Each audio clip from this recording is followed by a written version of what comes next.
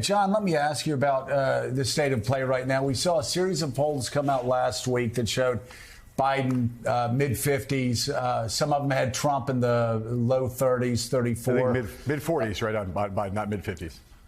Oh, I'm sorry. Yeah, mid-40s. Yeah. Trump in the mid-30s. Yep.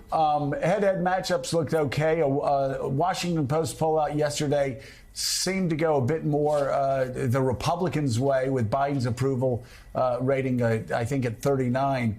But for the most part, he's been in the mid-40s. You've seen the generic ballot test split down the middle. I'm curious, though, do you think we're looking at political hand-to-hand combat, whether you're talking about Arizona, whether you're talking about Wisconsin, whether you're talking, I mean, all of these states, at the end of the day, at least in the Senate races, it looks like almost every single one of them up for grabs, could go either way still. Yeah, I think that's right, Joe. I mean, look, what are the undeniable facts? The undeniable fact is that Joe Biden is better off now than he's been in about a year. That's a fact. Is he in a great position? Not great, but he's in a lot better position than he was a year ago. Another undeniable fact is the Democrats are in a better position than they were a year ago.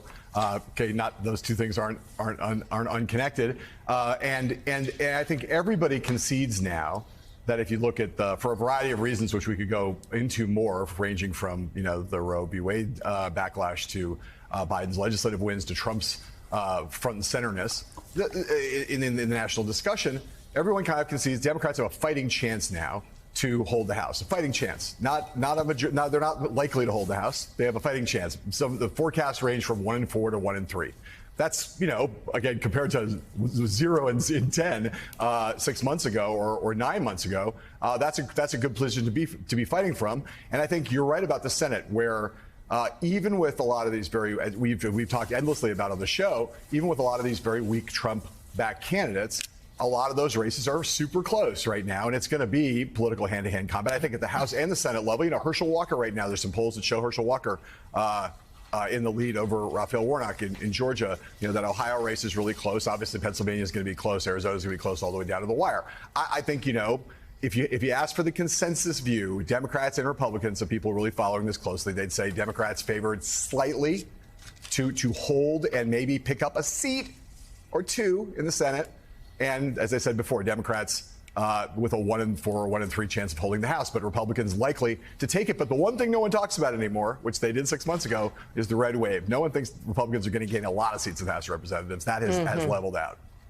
Yeah, I'm curious, Reverend Al, as with every election, turnout matters the most. Certainly it matters the most in midterms when you have less voters coming out than you have traditionally in presidential elections. We certainly understand that because of the Roe decision, Roe being overturned, we certainly understand that women seem to be more motivated to register and to vote than ever before, based on reporting over the past month or so. Based on surveys, a lot of women seem far more motivated than they were 6 months ago.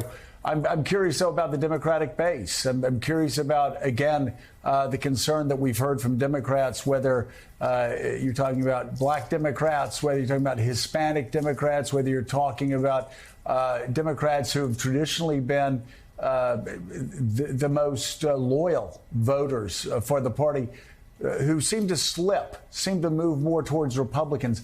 What's the state of play right now for the Democratic base?